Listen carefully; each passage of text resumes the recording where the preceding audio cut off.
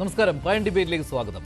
2 പതിറ്റാണ്ടിലേറെയായി രാജ്യത്തെ ഭീകരപ്രവർത്തനത്തിൽ മുഖ്യ കണ്ണിയായ തടിയന്റെവിട നസീർ ജയിലിലും മതതീവ്രവാദം വളർത്തുന്നു. ഞെട്ടിക്കുന്ന വിവരങ്ങളാണ് നസീറിനെ കുറിച്ച് NIA പുറത്തുവിടുന്നത്. കശ്മീരിലേക്ക് യുവാക്കളെ തീവ്രവാദത്തിന് റിക്രൂട്ട് ചെയ്തതിന് ജീവപര്യന്തം ശിക്ഷ അനുഭവിക്കുന്ന തടിയന്റെവിട നസീർ ഇപ്പോൾ ബംഗളൂരു പരപ്പന അഗ്രഹാര ജയിലിൽ. നസീറിനെ ജയിലിൽ വെച്ച് പുറം ലോകവുമായി ബന്ധപ്പെടാൻ സഹായിച്ചുവെന്ന ജയിൽ മനഃശാസ്ത്രജ്ഞനെയും ASIയെയും ബംഗളൂരു സ്ഫോടന കേസിലെ ആസൂത്രകൻ ജുനൈദ് അഹമ്മദിന്റെ മാതാവിനെയും NIA അറസ്റ്റ് ചെയ്തു. മദനിക്കായി കളമശ്ശേരി ബസ് കത്തിക്കൽ മുതൽ കോഴിക്കോട് ഇരട്ട സ്ഫോടനം, ബംഗളൂരു സ്ഫോടന പരമ്പര, റിക്രൂട്ട്മെന്റ് കേസ്, നിരവധി ഭീകരവാദ കേസുകൾ, കള്ളനോട്ട് കേസ് തുടങ്ങിയവയിൽ ശിക്ഷിക്കപ്പെടുകയോ വിചാരണ നേരിട്ട് വരികയോ ചെയ്യുന്ന തടിയന്റെവിട നസീറിനെ ജയിലിന് പുറത്ത് സഹായിക്കുന്ന കണ്ണികൾ സജീവമാവുകയാണ്. ലഷ്കറിന്റെ തെക്കേ ഇന്ത്യൻ കമാൻഡറായിരുന്ന തടിയന്റെവിട നസീറിനെ സഹായിക്കുന്ന കണ്ണികൾ ആരൊക്കെ?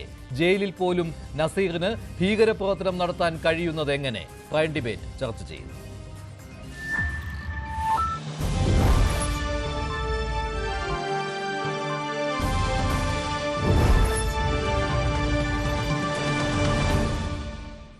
തടിയന്റെവിട നസീറിന്റെ കണ്ണികൾ ജയിലിനകത്തും പുറത്തും വ്യാപിക്കുകയാണ്. ജയിലിനുള്ളിലും മത തീവ്രവാദം വളർത്തുകയാണ് തടിയന്റെവിട നസീർ എന്ന കണ്ടെത്തലാണ് NIA നടത്തിയിരിക്കുന്നത്. 3 പേരെ തടിയന്റെവിട നസീറിനെ അറസ്റ്റ് ചെയ്തതിന് തടിയന്റെവിട നസീറിനെ സഹായിച്ചതിന് അറസ്റ്റ് ചെയ്യുകയും ഉണ്ടായിട്ടുണ്ട്. ആരാണ് തടിയന്റെവിട നസീർ? യുവാക്കളെ തീവ്രവാദത്തിലേക്ക് റിക്രൂട്ട് ചെയ്ത കശ്മീർ റിക്രൂട്ട്മെന്റ് കേസിൽ ഇപ്പോൾ ശിക്ഷ അനുഭവിക്കുകയാണ് തടിയന്റെവിട നസീർ. ജയിലിലും ഭീകരപ്രവർത്തനത്തിന് സഹായം കിട്ടുകയാണ് നസീർ മദനിയുടെ ISSലൂടെ തുടക്കമിട്ടയാളാണ്. ബസ് കത്തിക്കലിൽ കുറ്റക്കാരനെന്ന് 2022 കണ്ടെത്തിയിട്ടുണ്ട് കോടതി. കളമശ്ശേരി ബസ് കത്തിക്കൽ മദനിക്ക് വേണ്ടി, മദനിയെ ജയിൽ മോചിതനാക്കുന്നതിന് വേണ്ടി ആസൂത്രണം ചെയ്തതാണ്. അതിലെ മുഖ്യപ്രതിയായിരുന്നു തടിയന്റെവിട നസീർ. PDPയുടെ പ്രവർത്തകനായിരുന്നു തടിയന്റെവിട നസീർ. രാജ്യത്തെ തീവ്രവാദ പ്രവർത്തനങ്ങൾ ആസൂത്രണം ചെയ്യുന്ന മുഖ്യ കണ്ണിയായി കഴിഞ്ഞ 20 വർഷമായി തടിയന്റെവിട നസീർ പ്രവർത്തിച്ചു വരികയാണ്. ജയിലിൽ ഭീകരപ്രവർത്തനങ്ങൾ ആസൂത്രണം ചെയ്തു വരികയാണ് തടിയന്റെവിട നസീർ. അതിൽ ബംഗളൂരു സ്ഫോടന കേസിൽ ഇപ്പോൾ വിചാരണ നേരിട്ട് വരുന്നയാൾ കൂടിയാണ് തടിയന്റെവിട നസീർ. കശ്മീർ റിക്രൂട്ട്മെന്റ് കേസിൽ ജീവപര്യന്തം തടവ് ശിക്ഷയാണ് തടിയന്റെവിട നസീറിന് വിധിച്ചത്. അതിനു മുൻപ് കോഴിക്കോട് ഇരട്ട സ്ഫോടന കേസിൽ നസീറിനെ ആദ്യം കുറ്റക്കാരനാണെന്ന് കോടതി കണ്ടെത്തിയിരുന്നു. ശിക്ഷയും വിധിച്ചിരുന്നതാണ്. പക്ഷേ അതിനുശേഷം ഹൈക്കോടതി കുറ്റവിമുക്തനാക്കിയെങ്കിലും ഇപ്പോൾ NIA സുപ്രീം കോടതിയിൽ അപ്പീൽ നൽകിയിട്ടുണ്ട്. ആ അപ്പീൽ ഇപ്പോഴും നിലനിൽക്കുകയാണ്. രാജ്യത്തെ ഭീകരപ്രവർത്തനങ്ങളുടെ മുഖ്യ കണ്ണിയാണ് തടിയന്റെവിട നസീർ. 2008 ബംഗളൂരു സ്ഫോടന കേസിലെ പ്രതിയാണ് നസീർ. 2008 9 ഇടങ്ങളിലാണ് ബംഗളൂരുവിൽ സ്ഫോടന പരമ്പര നടന്നത്. മടിവാളയിൽ തുടങ്ങി മറ്റു പ്രദേശങ്ങളിലേക്ക് വ്യാപിക്കുകയായിരുന്നു. പരപ്പന അഗ്രഹാര ജയിലിൽ തടവ് ശിക്ഷ അനുഭവിക്കുകയാണ്. അത് കശ്മീർ റിക്രൂട്ട്മെന്റ് കേസിലാണ്. നേരത്തെ കോഴിക്കോട് ഇരട്ട സ്ഫോടന കേസിൽ ജീവപര്യന്തം തടവ് ശിക്ഷ അനുഭവിച്ചതിന് ശേഷം കശ്മീർ റിക്രൂട്ട്മെന്റ് കേസിൽ ശിക്ഷ അനുഭവിക്കണമെന്നായിരുന്നു. പക്ഷേ ഇരട്ട സ്ഫോടനത്തിൽ കുറ്റവിമുക്തനാക്കിയിരുന്നു. പക്ഷേ NIAയുടെ അപ്പീൽ ഇപ്പോഴും സുപ്രീം കോടതിയിൽ നിലനിൽക്കുന്നുണ്ട്. ഇന്ത്യൻ മുജാഹിദിനുമായി ചേർന്ന് പ്രവർത്തിച്ചയാളാണ് തടിയന്റെവിട നസീർ. ഇക്കാര്യം ഇന്ത്യൻ മുജാഹിദീന്റെ സ്ഥാപക നേതാവ് തന്നെ വെളിപ്പെടുത്തിയ കാര്യമാണ്. അതേസമയം ലഷ്കർ-ഇ തോയ്ബയുടെ സൗത്ത് ഇന്ത്യൻ കമാൻഡർ എന്ന രീതിയിൽ കൂടിയാണ് തടിയന്റെവിട നസീർ അറിയപ്പെടുന്നത്. ഇക്കാര്യം നസീർ സമ്മതിക്കുകയും ചെയ്തിട്ടുള്ളതാണ്. ബംഗളൂരുവിൽ സ്ഫോടനത്തിന് ആസൂത്രണം നടത്തിയ മുഖ്യ കണ്ണിയാണ് തടിയന്റെവിട നസീർ. ഇതേ തടിയന്റെവിട നസീറാണ് ഇപ്പോൾ പരപ്പന അഗ്രഹാര ജയിലിൽ തീവ്രവാദ പ്രവർത്തനങ്ങൾ ഏകോപിപ്പിക്കുന്നത്. നസീറിന് തുടർച്ചയായി സഹായം കിട്ടിവരികയാണ്. മറ്റൊരു കാര്യം കൂടിയുണ്ട്. EK നായനാർ വധശ്രമ കേസിൽ പ്രതിയായിരുന്നു തടിയന്റെവിട നസീർ. മദനിയെ അറസ്റ്റ് ചെയ്ത സമയത്ത് നയനാർ സർക്കാർ ആയിരുന്നു. ഇതിലുള്ള പ്രതിഷേധം എന്ന രീതിയിലാണ് നയനാരെ വധിക്കുവാൻ അന്ന് ആസൂത്രണം ചെയ്തത്. ലഷ്കർ-ഇ തോയ്ബയുമായി വളരെ അടുത്ത ബന്ധമാണ് പരപ്പന അഗ്രഹാര ജയിലിൽ കഴിയുന്ന തടിയന്റെവിട നസീറിന് ഉള്ളത്.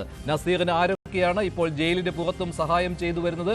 ആസൂത്രണം ഏത് രീതിയിലൊക്കെയാണ് പോകുന്നത്? മത തീവ്രവാദം വളർത്തുന്നതിൽ നസീറിന്റെ പങ്ക് എന്തൊക്കെ? ശ്രീജിത്ത് പണിക്കർ, ആരിഫ് ഹുസൈൻ, രാഹുൽ ഈശ്വർ, TK രാജ്മോഹൻ, NIAയുടെ മുൻ ഓഫീസർ എന്നിവർ ചേരുകയാണ്. ആദ്യം ശ്രീ TK രാജ്മോഹൻ, ആരാണ് നസീറിന് പിന്നിലുള്ള മുഖ്യ കണ്ണികൾ? ഇപ്പോൾ NIAയുടെ ഈ കണ്ടെത്തലിനെ കുറിച്ച് താങ്കൾ എങ്ങനെ വിലയിരുത്തുന്നു? ഈ NIA ഇപ്പോഴും ഈ പ്രിസൺ റാഡിക്കലൈസേഷൻ കേസ്, അതായത് നമ്മുടെ ഇന്ത്യയിലുള്ള ഈ LETയും അല്ലെങ്കിൽ ലഷ്കർ-ഇ തോയ്ബയും അല്ലെങ്കിൽ മറ്റ് തീവ്രവാദ പ്രവർത്തനം നടത്തുന്ന ആൾക്കാർ, പല ആൾക്കാരും ജയിലിലുണ്ട്. ആ ജയിലിനകത്ത് വെച്ച് അവർ റാഡിക്കലൈസേഷന് ട്രൈ ചെയ്യണം. അങ്ങനെ ഒരു കേസാണ് NIA രജിസ്റ്റർ ചെയ്തത് 2023.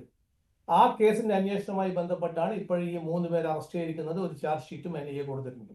അപ്പൊ ഈ പല കേസിലും പല തീവ്രവാദികളും ഇന്ത്യയിലെ പല ജയിലിനകത്തും ഉണ്ടെങ്കിലും അവർ വളരെ ആക്റ്റീവായിട്ട് അവരുമായി ബന്ധങ്ങൾ സ്ഥാപിച്ച് പല സ്ലീപ്പർ സെൽസുമായി ബന്ധങ്ങൾ സ്ഥാപിച്ചിട്ട് അതിന് ഇത് ലൈവായി നിർത്തുകയാണ്. ഈ തീവ്രവാദ ദേശവിരുദ്ധ പ്രവർത്തനം നമ്മുടെ നാട്ടിൽ ലൈവായി നിർത്തിയിട്ട് ഇത് കുറെ കൂടി വിപുലീകരിക്കാൻ ശ്രമിച്ചുകൊണ്ടിരിക്കുകയാണ്. അത് ജയിലിനകത്തായാലും ശരി ജയിലിന് പുറത്തായാലും ശരി ഈ ആക്ടിവിറ്റി നടത്തുന്ന ആൾക്കാർ അവർ വളരെ സീരിയസ് ആയിട്ട് നമ്മുടെ ദേശദ്രോഹപരമായ കാര്യങ്ങൾ ചെയ്തുകൊണ്ട് പല കാര്യങ്ങളും ചെയ്യുന്ന കൂട്ടത്തിലാണ്. ഇപ്പം ജയിലിനകത്ത് റാഡിക്കലൈസേഷൻ നടക്കുന്നുണ്ടെന്നുള്ള ഇൻഫർമേഷൻ നേരത്തെ ഉള്ളതാണ്.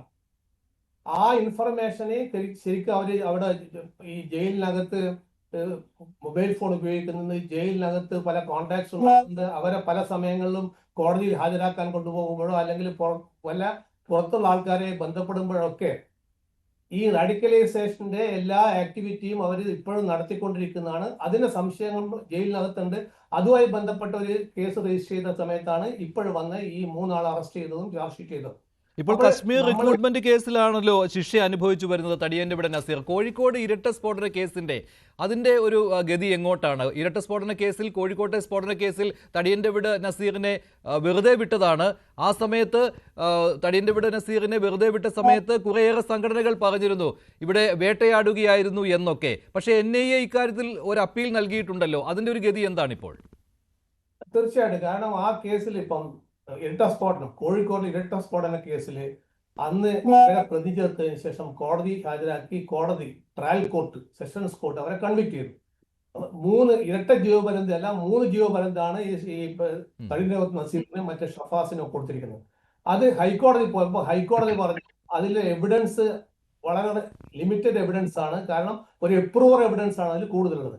അപ്പോൾ എപ്രൂവർ എവിഡൻസ് വെച്ച് മാത്രം ചെയ്യാൻ പറ്റില്ല. പിന്നെ കറസ്പോണ്ടിങ് എവിഡൻസ് ഒരുപാട് ഡിലേ ആയതുകൊണ്ട്, സംഭവം കഴിഞ്ഞതിന് ശേഷം ഒരുപാട് കൊല്ലം കഴിഞ്ഞിട്ടാണ് NIA കേസായിട്ട് എടുക്കുന്നത്. അപ്പൊ ആ ഡിലേയും കൂടി പറഞ്ഞിട്ടാണ് ഹൈക്കോടതി അത് ആ കേസ് വിട്ടുപോയത്. പക്ഷെ ആ കേസിലേക്ക് ഇപ്പോഴും സുപ്രീം കോടതിയിൽ NIA അപ്പീൽ കൊടുത്തിരിക്കുകയാണ്. ആ അപ്പീൽ ലൈവായി നിൽക്കുകയാണ്. അപ്പോൾ ഇൻ ടോട്ടോ പറയാഞ്ഞാൽ ആ കേസിന്റെ കൺവിക്ഷൻ അതുപോലെ കിടക്കുകയാണ്. കൂടാതെ ഇപ്പോഴും ഈ അതേ സമയത്താണ് ഈ കശ്മീർ റിക്രൂട്ട്മെന്റ് കേസിൽ, പിന്നെ ഈ കളമശ്ശേരി തീവപ്പ് കേസിൽ, പിന്നെ ബാംഗ്ലൂർ ബ്ലാസ്റ്റ് കേസിലൊക്കെ തടിയൻ നസീറും ഈ ഗ്യാങ് സെയിം ഗ്യാങ് ആണ്. ഈ സെയിം കണ്ണൂരുമായി ബന്ധപ്പെട്ട ഗ്യാങ് ആണ് അതിന്റെ പതിലുള്ളത്. അവർ ശരിക്കും നസീർ ആണെങ്കിൽ തടിയൻ നസീർ LETയുടെ കമാൻഡറായിരുന്നു, സൗത്ത് സോൺ കമാൻഡറാണ്. അത് ആ പദവി അയാൾ വഹിച്ചുകൊണ്ട് തന്നെയാണ് അയാൾ ഇവിടെ പല ആൾക്കാരെയും ഈ തീവ്രവാദ പ്രവർത്തനവുമായി ബന്ധപ്പെട്ട് കണ്ണൂരിൽ നിന്ന് പല ആൾക്കാരെ റിക്രൂട്ട് ചെയ്ത് റിക്രൂട്ട് ചെയ്ത ആൾക്കാരെ കശ്മീരിൽ കൊണ്ടുപോയിട്ട് അത് ഈ നമ്മളെ ബോർഡർ ക്രോസ് ചെയ്ത് കശ്മീരിലേക്ക് നടത്തിയതിനു ശേഷം ആസാദ് കാശ്മീരിൽ ഈ ഇവരുടെ LET സെന്ററിൽ ട്രെയിനിങ് നടത്തിയതിനു ശേഷം അവർ തിരിച്ചു വന്ന് കേരളത്തിലും കൂടി തീവ്രവാദത്തിന്റെ കേരള, കർണാടക, തമിഴ്നാട് ഏരിയയിൽ തീവ്രവാദം ഒന്നുകൂടി വിപുലീകരിക്കാൻ വേണ്ടിയിട്ടാണ് ആ ഒരു പ്ലോട്ടാണ് കശ്മീർ റിക്രൂട്ട്മെന്റ് കേസ്. അവർ ക്രോസ് ചെയ്യുമ്പോഴാണ് വെടിയേറ്റിട്ടാണ് 4 ഈ നമ്മുടെ സെക്യൂരിറ്റി ഫോഴ്സസിന്റെയും കശ്മീർ പോലീസിന്റെയും കമ്പൈൻഡ് ഓപ്പറേഷനിൽ അവർ ബോർഡർ ക്രോസ് ചെയ്യുമ്പോഴാണ് അവർ വെടിയേറ്റ് മരിച്ചതും 4 ആൾക്കാർ മരിച്ചു, ഒരാൾ രക്ഷപ്പെട്ടു വന്നു. ഫർദർ ആയിട്ട് ആ കേസ് NIA ടേക്ക് ഓവർ ചെയ്ത് ഇൻവെസ്റ്റിഗേഷൻ കണ്ടക്ട് ചെയ്ത് അവർക്ക് ഈ നസീറിന് അടക്കമുള്ള എല്ലാ ആൾക്കാർക്കും 2 ജീവപര്യന്തം കൊടുത്തിരിക്കുകയാണ് ആ കേസിൽ. ആ കേസിന്റെ അതിനുശേഷമാണ് ഇപ്പോൾ ഈ ട്രയലുമായി ബന്ധപ്പെട്ട് ബാംഗ്ലൂർ ബ്ലാസ്റ്റ് കേസിൽ ഈ തടിയൻ നസീർ മെയിൻ അക്യൂസ്ഡ് ആണ്. അങ്ങേരാണ് ഇവിടുന്ന് സാധനങ്ങളെ കളക്ട് ചെയ്തിട്ട് എക്സ്പ്ലോഷന്റെ കാര്യങ്ങളൊക്കെ ചെയ്തതും എവിടെയൊക്കെ ആക്ടിവിറ്റി ചെയ്തതും എന്താ കോൺസ്പിറസി ചെയ്തതൊക്കെ അന്ന് പ്രൂവ് ചെയ്ത് അതിന്റെ വെളിച്ചത്തിലാണ് ഇപ്പൊ ട്രയൽ നടക്കുകയാണ്. ആ ട്രയലുമായി ബന്ധപ്പെട്ടാണ് പരപ്പന ജയിലിൽ ഈ അക്യൂസ്ഡ് അവിടെയാണ് ഇപ്പോഴുള്ളത്.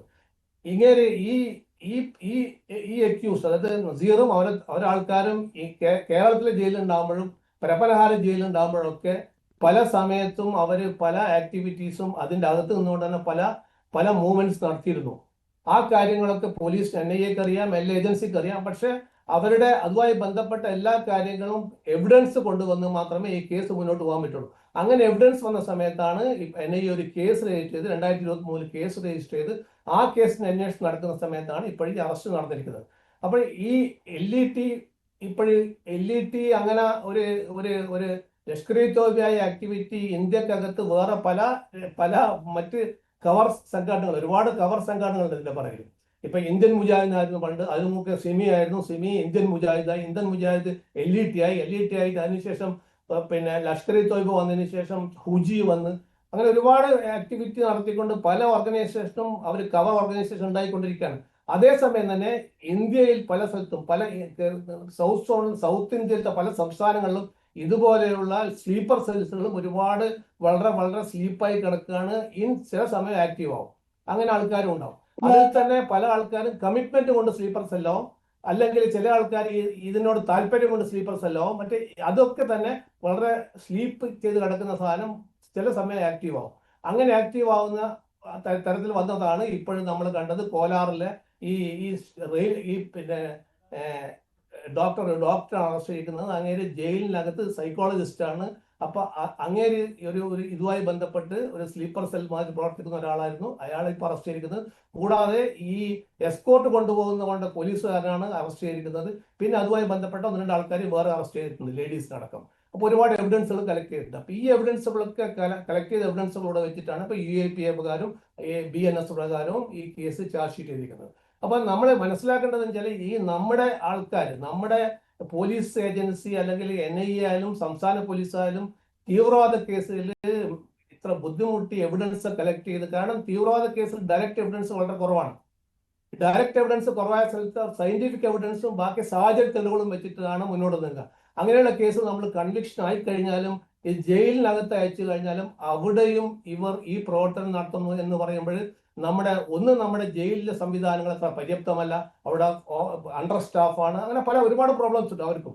അതുപോലെ തന്നെ അവരെ സഹായിക്കാൻ വേണ്ടി ഇപ്പം ഈ ജയിലിനകത്തുള്ള ആൾക്കാരെ സഹായിക്കാൻ വേണ്ടി ഇപ്പോഴും നമ്മുടെ നാട്ടിൽ പല ആൾക്കാരും പല സ്ലീപ്പർ സെൽസായി കിടക്കുന്നുണ്ടെന്ന കാര്യങ്ങളും മനസ്സിലാക്കിയാൽ മാത്രമേ ഇതിന്റെ ഈ തീവ്രവാദ പ്രവർത്തനത്തിന്റെ ഭീകരത നമുക്ക് മനസ്സിലാവുള്ളൂ. അതാണ് മനസ്സിലാക്കുന്നത്. ശരി, ശ്രീ TK രാജ്മോഹൻ. ശ്രീ പണിക്കർ, ആശങ്കയുണ്ടാക്കുന്ന കാര്യമാണല്ലോ, ജയിലിലും തീവ്രവാദം വളർത്തുകയാണ് തടിയന്റെ ഇവിടെ നസീർ. NIA കണ്ടെത്തലിനെ താങ്കൾ എങ്ങനെയാണ് കാണുന്നത്? നേരത്തെ CCBയുടെ ഒരു റിപ്പോർട്ടും ഉണ്ടായിരുന്നു, സെൻട്രൽ ക്രൈം ബ്രാഞ്ചിന്റെ. അവരും സമാനമായ രീതിയിലുള്ള ഒരു റിപ്പോർട്ടായിരുന്നു നൽകിയിരുന്നത്, തടിയന്റെ ഇവിടെ നസീർ പരപ്പന അഗ്രഹാര ജയിലിൽ ചെയ്യുന്ന പ്രവൃത്തികളെ കുറിച്ച്. അപ്പോൾ കർണാടക സർക്കാരും ഇക്കാര്യത്തിൽ പ്രതിക്കൂട്ടിൽ നിൽക്കുകയാണല്ലോ. തീർച്ചയായിട്ടും. കാരണം ഇത് വളരെ ലളിതമായിട്ട് നമുക്ക് കരുതാൻ കഴിയുന്ന ഒരു കേസാണെന്ന് എനിക്ക് തോന്നുന്നില്ല. നമ്മൾ ആലോചിച്ച് നോക്കിക്കഴിഞ്ഞാൽ ഒരു ഹൈ പ്രൊഫൈൽ പ്രിസണറാണ്, ഹൈ സെക്യൂരിറ്റി സെല്ലിൽ താമസിക്കുന്ന ആളാണ്. അങ്ങനെയുള്ള ആളുമായി ബന്ധപ്പെട്ട് ഇപ്പോൾ 3 ആൾക്കാരെ അറസ്റ്റ് ചെയ്തിട്ടുണ്ട്. ആ 3 ആൾക്കാരുടെ പ്രൊഫൈൽ നമ്മളൊന്ന് നോക്കൂ. അതിലൊരാൾ ജയിലിലുള്ള ഗവൺമെൻറ് അപ്പോയിൻറ്റഡ് ആയിട്ടുള്ള ഒരു സൈക്കൈട്രിസ്റ്റാണ്. ഈ സൈക്കൈട്രിസ്റ്റാണ് ഇദ്ദേഹത്തിന് വേണ്ടുന്ന മൊബൈൽ ഫോണുകൾ ഇവിടെ കൊണ്ടുവന്ന് സപ്ലൈ ചെയ്തത് എന്നാണ് പറയപ്പെടുന്നത്. രണ്ടാമത്തേത് ഒരു പോലീസ് ഉദ്യോഗസ്ഥനാണ്, ഒരു ASI ആണ്. ഇയാളാണ് ഈ നസീറിനെ കോടതികളിൽ കൊണ്ടുപോകുന്നതുമായി ബന്ധപ്പെട്ട വിവരങ്ങളെല്ലാം തന്നെ മറ്റു ആൾക്കാർക്ക് കൈമാറിയത്. മൂന്നാമത്തേത് തീവ്രവാദ കേസിൽ തന്നെ ഒളിവിൽ പോയിരുന്ന ഒരു പ്രതിയുടെ അമ്മയാണ്. അവരാണ് ജയിലിൽ പണം എത്തിച്ച് നൽകിയെന്ന് പറയുന്നത്. അപ്പോൾ ഈ 3 ആൾക്കാരും 3 മേഖലകളിലുള്ള ആൾക്കാരാണ്. ഈ 3 ആൾക്കാരും on a day to day basis ഒരു കാരണവശാലും ഈ തടിയൻ്റെ നസീറുമായിട്ട് ഇൻറ്ററാക്ഷൻ ഉണ്ടാകേണ്ടുന്ന ആൾക്കാരുമല്ല. നമുക്ക് ഒന്ന് ഇത്തിരി പിന്നിലേക്ക് പോയി കഴിഞ്ഞാൽ ഈ കേസെന്ന് പറയുന്നത് തന്നെ ലഷ്കർ ഇ തൈബയുടെ സ്വാധീനത്തിൽ ഇവിടെ സൂയിസൈഡ് ബോംബേഴ്സ് അല്ലെങ്കിൽ സൂയിസൈഡ് അറ്റാക്കിന് വേണ്ടിയിട്ട് ജയിലിൽ കിടക്കുന്ന സമയത്ത് ആൾക്കാരെ സംഘടിപ്പിക്കുക എന്ന രീതിയിലത്തേക്കുള്ള ഒരു പ്രവർത്തനമാണ്. അപ്പോൾ ചാവേർ ആക്രമണത്തിന് വേണ്ടിയിട്ട് റാഡിക്കലായിട്ടുള്ള കുറേയധികം ആൾക്കാരെ കൊണ്ടുവരിക എന്നുള്ളതായിരുന്നു ഇയാളുടെ ലക്ഷ്യം. അപ്പോൾ കേവലം നസീറും ഇപ്പോൾ അറസ്റ്റിലായിരിക്കുന്ന ഈ 3 പേര് മാത്രം വിചാരിച്ചാൽ ഈ പരിപാടി ഇത്രയും കാലം സുഗമമായിട്ട് നടക്കുമോ എന്ന് ചോദിച്ചു കഴിഞ്ഞാൽ നടക്കില്ല. അപ്പോൾ ഇങ്ങനെയുള്ള കാര്യങ്ങൾ വരുമ്പോൾ സാധാരണഗതിയിൽ നമ്മൾ കേൾക്കുന്നതാണ് സംവിധാനത്തിൻ്റെ ഭാഗമായിട്ട് ഇൻ്റലിജൻസ് ഫെയിൽ ഉണ്ടായി എന്ന് പറയും.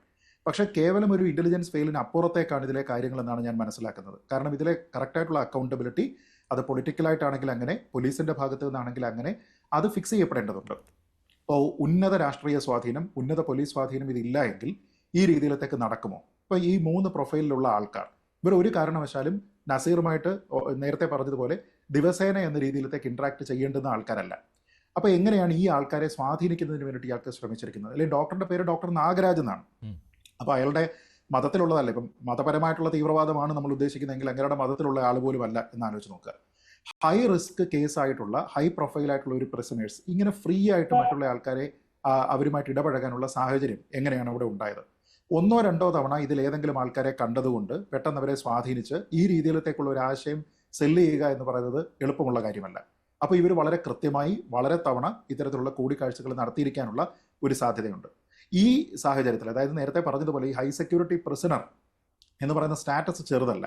അപ്പോൾ അങ്ങനെയുള്ള ഒരാളിനെ ഈ സെക്യൂരിറ്റി എല്ലാം മറികടന്നുകൊണ്ട് അയാൾ താമസിക്കുന്ന സെല്ലിലേക്ക് മൊബൈൽ ഫോൺ എങ്ങനെ എത്തും, എങ്ങനെയാണ് അവിടേക്ക് പണം എത്തുക, ആ പണം അവിടെ നിന്ന് റീഡിസ്ട്രിബ്യൂട്ട് ചെയ്യുന്ന മാർഗ്ഗങ്ങൾ എന്തൊക്കെയാണ്, ഈ കാര്യങ്ങളെപ്പറ്റി കൃത്യമായിട്ട് പരിശോധിക്കണം. അപ്പോൾ അതിന് ജയിൽ അധികൃതരുടെ, കേവലം ഒരു ASIയുടെ മാത്രമല്ല, ജയിൽ അധികൃതരുടെ ഒരു സഹായം, പിന്തുണ അതില്ലാതെ നടക്കുമെന്ന് തോന്നുന്നില്ല. പിന്നെ ഇങ്ങനത്തെ ഒരു കേസിൽ സാധാരണഗതിയിലുള്ള ഒരു പൊളിറ്റിക്കൽ പ്രിസണർ അല്ല, നമ്മളിപ്പോൾ വേണമെങ്കിൽ രാഷ്ട്രീയ സ്വാധീനം ഉപയോഗിച്ചുകൊണ്ട് പോലീസുകാരെയൊക്കെ തന്നെ വ്യക്തിപരമായിട്ട് സ്വാധീനിച്ചു എന്ന് വേണമെങ്കിൽ പറയാം. പക്ഷെ അതിനുള്ള ഒരു സാഹചര്യമല്ല.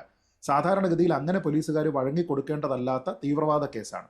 അപ്പോൾ ആ കേസിലിരിക്കുന്ന ആൾക്കാർക്ക് പെട്ടെന്ന് ഇങ്ങനെ പോലീസുകാർ സ്വമേധയാ അല്ലെങ്കിൽ കിട്ടാവുന്ന ഒരു മെറ്റീരിയൽ ബെനിഫിറ്റിന് വേണ്ടിയിട്ട് മാത്രം അങ്ങനെ ചെയ്യുമോ എന്ന് ചോദിച്ചാൽ അതിന് പുറമെ ഒരു രാഷ്ട്രീയമായിട്ടുള്ള ഒരു സ്വാധീനം കൂടി ഉണ്ടാകാനുള്ള സാധ്യതയുണ്ട്. കാരണം ഈ മൊബൈൽ ഫോണും മറ്റു കാര്യങ്ങളും ഒക്കെ തന്നെ ജയിലിനുള്ളിലേക്ക് കൊണ്ടുപോവുക, പ്രത്യേകിച്ച് ഇങ്ങനെയുള്ള ഒരു പ്രിസണറുടെ അടുത്തേക്ക് കൊണ്ടുപോവുക എന്ന് പറയുമ്പോൾ സാധാരണഗതിയിൽ തന്നെ ഇത് സംവിധാനം അവിടെ ഉണ്ടാകേണ്ടതാണ് ഇതൊക്കെ പരിശോധിക്കാൻ. ഇയാൾ തടിയൻ്റെവിടെ നസീർ ആയതുകൊണ്ടും ഇയാൾ ഉൾപ്പെട്ടിരിക്കുന്ന കേസ് ഇന്നതായതുകൊണ്ടും അവിടെ കൂടുതലായിട്ടുള്ള ഒരു ചെക്ക് അവിടെ നടക്കേണ്ടതാണ്, അതില്ല. അപ്പോൾ ഈ തൻ്റെ ഒരു കൗൺസിലിംഗ് എന്ന് പറയുന്ന ഒരു ജോലിക്ക് പുറമെ ഒരു സൈക്കൈട്രിസ്റ്റിന് എന്ത് തരത്തിലുള്ള ബന്ധമാണ് നസീറുമായിട്ട് ഡെവലപ്പ് ചെയ്യാനായിട്ട് സാധിച്ചത്?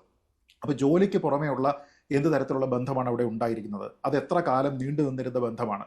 ഈ വിവരങ്ങൾ ചോർത്തി നൽകി എന്ന് പറയുമ്പോഴത്തേക്ക് പുറത്ത് ആർക്കൊക്കെയാണ് ഇത് ചോർത്തി നൽകിയിരിക്കുന്നത്?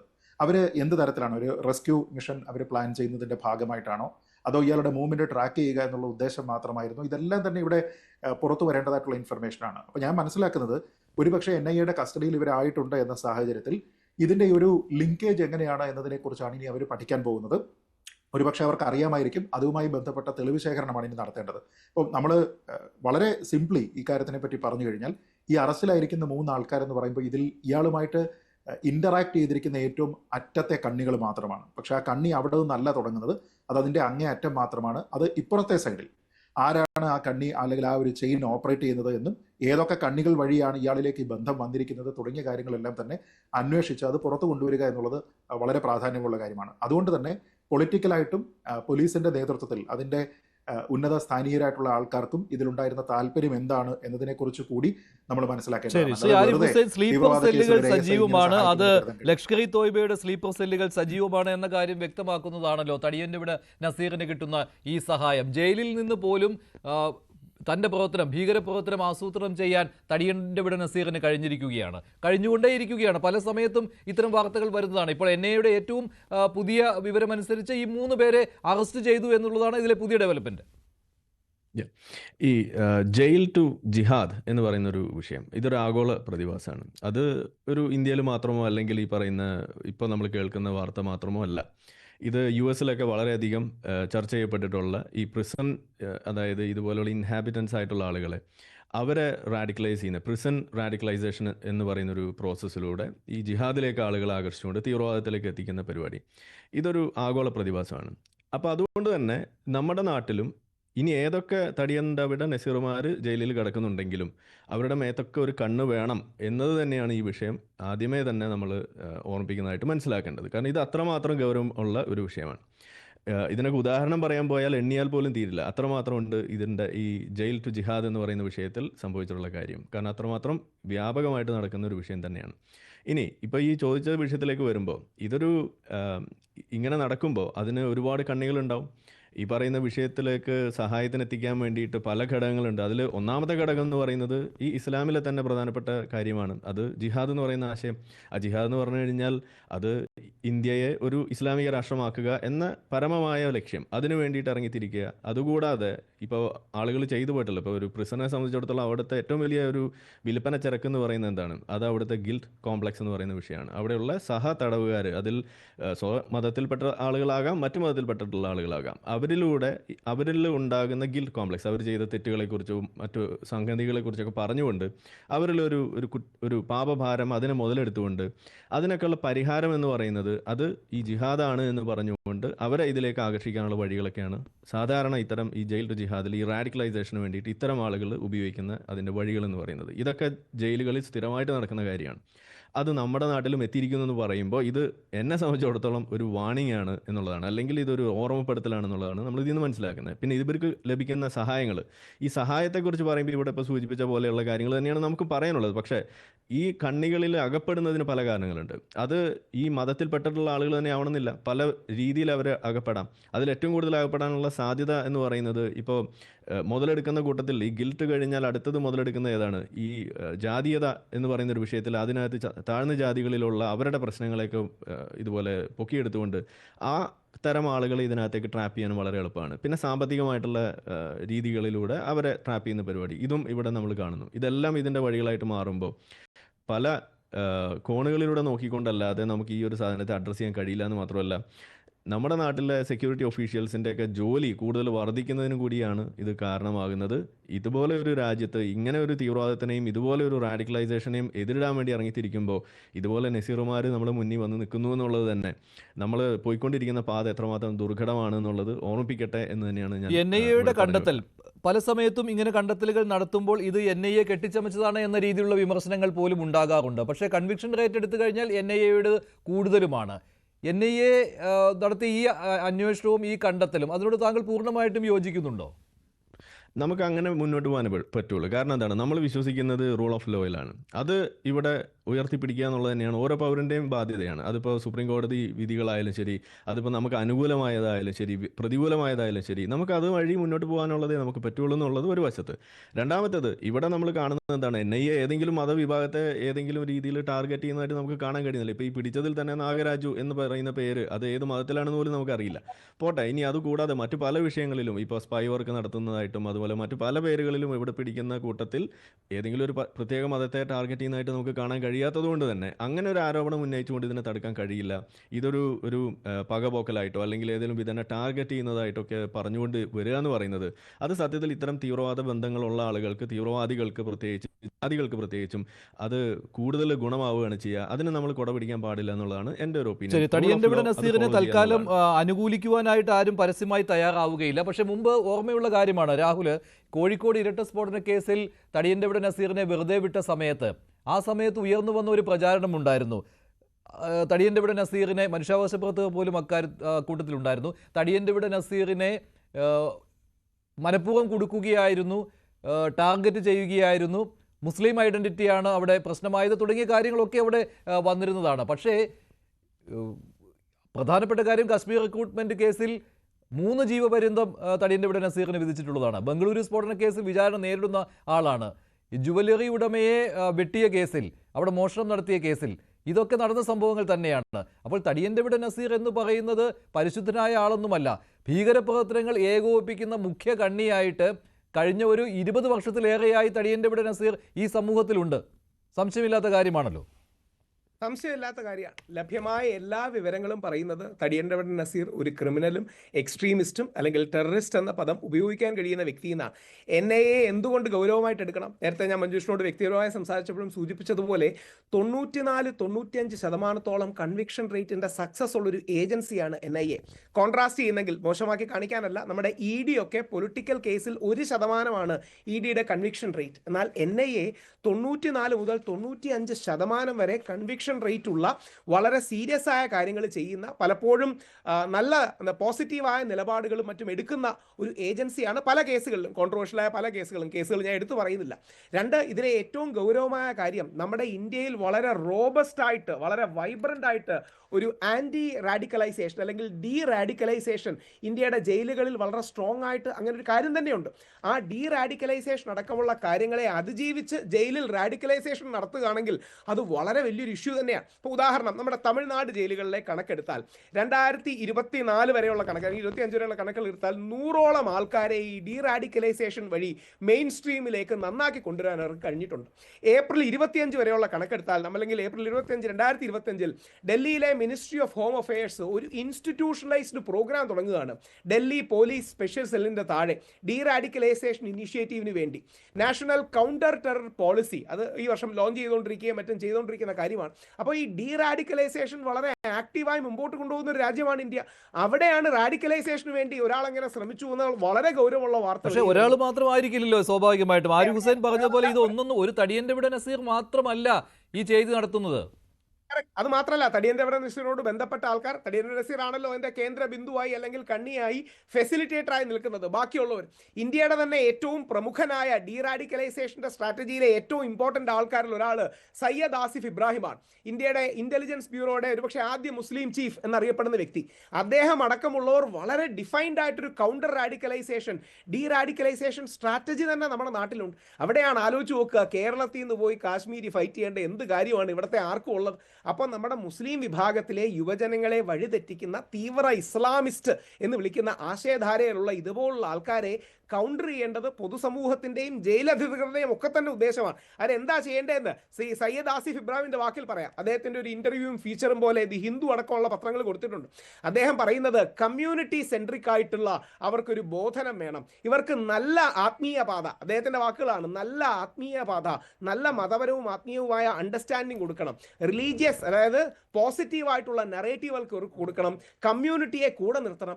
അങ്ങനെ ഈ എക്സ്ട്രീമിസത്തിലേക്ക് വീൺ ചെയ്തു പോകാൻ പറ്റുന്ന യങ്സ്റ്റേഴ്സിനെ തിരിച്ചു കൊണ്ടുവരാൻ നോക്കണം. Thadiyantavida Nazeer in all available facts ഒരിക്കലും റിഡീമബിൾ അല്ല. പക്ഷേ തടിയന്തവട നസീറിന് വഴിതെറ്റിക്കാൻ കഴിയുന്ന ഒരുപാട് യൂത്ത് നമുക്ക് റിഡീമബിൾ ആണ്, അല്ലെങ്കിൽ തിരിച്ചു കൊണ്ടുവരാൻ കഴിയുന്ന ആൾക്കാരാണ്. അപ്പോൾ ഇവരെ എൻഗേജ്മെന്റിലൂടെ, ഇവരെ സോഷ്യൽ കമ്മ്യൂണിറ്റി എൻഗേജ്മെന്റിലൂടെ ഡീറാഡിക്കലൈസേഷൻ പോളിസി ഉള്ള ഒരു രാജ്യമാണ് ഇന്ത്യ. അവിടെയാണ് തടിയന്തവട നസീർ അടക്കമുള്ള വിഷയങ്ങളിൽ നമ്മുടെ മെയിൻ സ്ട്രീം മുസ്ലിം ഓർഗനൈസേഷൻസ് ഒരു സ്റ്റാൻഡ് എടുക്കണം. അതിശക്തമായി അതിനെ തെള്ളിപ്പറയാൻ കഴിയണം. ഇവർ ഞങ്ങളിലുള്ളവരല്ല എന്ന നിലപാട് അവർക്ക് ശക്തമായി ഉയർത്താൻ കഴിയണം. നോട്ട് ഇൻ മൈ നെയിം എന്നൊക്കെ പറഞ്ഞ് നമ്മുടെ നോർത്ത് ഇന്ത്യയിൽ ഹിന്ദു കമ്മ്യൂണിറ്റിയിലെ ആൾക്കാർ ഹാർട്ട് ലൈൻ ഹിന്ദുത്വവാദികൾ ചെയ്യുമ്പോൾ നോട്ട് ഇൻ മൈ നെയിം എന്ന് ബോളിവുഡൊക്കെ പറയാറ്. അതേപോലെ നോട്ട് ഇൻ അവർ നെയിം എന്ന് നമ്മുടെ മുസ്ലിം കമ്മ്യൂണിറ്റിയിലെ ആൾക്കാർക്ക് അതിശക്തമായി പറയാൻ കഴിയണം. നേരത്തെ രാജ്മോഹൻ സാർ പറഞ്ഞതുപോലെ ആസാദ് അല്ലെങ്കിൽ POK പാക് ഒക്കുപ്പൈഡ് കാശ്മീർ അടക്കമുള്ള സ്ഥലങ്ങളിലേക്ക് തെറ്റായ നറേറ്റീവുകൾ ഇവരിൽ കുത്തിവെച്ച് കൊണ്ടുപോകാൻ ശ്രമിക്കുന്നവരെ കമ്മ്യൂണിറ്റി തന്നെ ഒറ്റപ്പെടുക്കുകയും ചെയ്യുന്നത് വലിയൊരു വിജയമാണ്.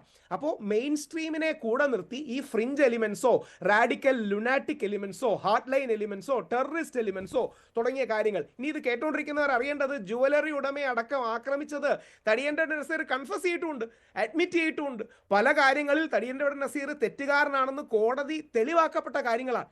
അപ്പോൾ ഒരുപക്ഷെ സിദ്ദിഖാപ്പന് കൊടുക്കുന്ന ചില ആർഗ്യുമെന്റ്സ് തടിയന്തവട നസീറിന് കൊടുക്കരുത്. അത് സിദ്ദിഖാപ്പനെ കൂടെ ഡീമീൻ ചെയ്യുന്നതായിരിക്കും. സിദ്ദിഖാപ്പൻ ജാമ്യം കിട്ടി നിൽക്കുന്നതാണ്. പക്ഷേ ഇവരെ വേർതിരിച്ചുകൊണ്ട്, അതായത് ഒരുപക്ഷെ 100-1 കേസുകൾ ഏതെങ്കിലും രീതിയിൽ ഡിബേറ്റബിൾ ആയിരിക്കാം. പക്ഷേ തടിയന്തവട നസീറിനെ പോലെ പ്രകടമായ ലഭ്യമായ എല്ലാ തെളിവുകളിലും തെറ്റുകാരനാണെന്ന് നമുക്ക് മനസ്സിലാക്കാൻ കഴിയുന്ന ഒരാളെ ആക്റ്റീവ്ലി തള്ളിപ്പറയാൻ മുഖ്യധാര മുസ്ലിം സംഘടനകൾ അങ്ങനെ സാധിക്കുന്നുണ്ടോ, അങ്ങനെ കഴിയുന്നുണ്ടോ? ഞാൻ ഇന്ന് തന്നെ ചർച്ചയ്ക്ക് പലരെയും വിളിച്ചതാണ്. പക്ഷേ ആ കാര്യത്തിൽ ഒരു ഉറച്ച നിലപാടെടുക്കുവാനായിട്ട് അവർ ബുദ്ധിമുട്ടുന്നുണ്ട്. ഇങ്ങനെ പരസ്യമായിട്ട് വന്ന് എന്തെങ്കിലും പറയുന്നതിന് വേണ്ടി അവർ മാറി നിൽക്കുകയാണ്.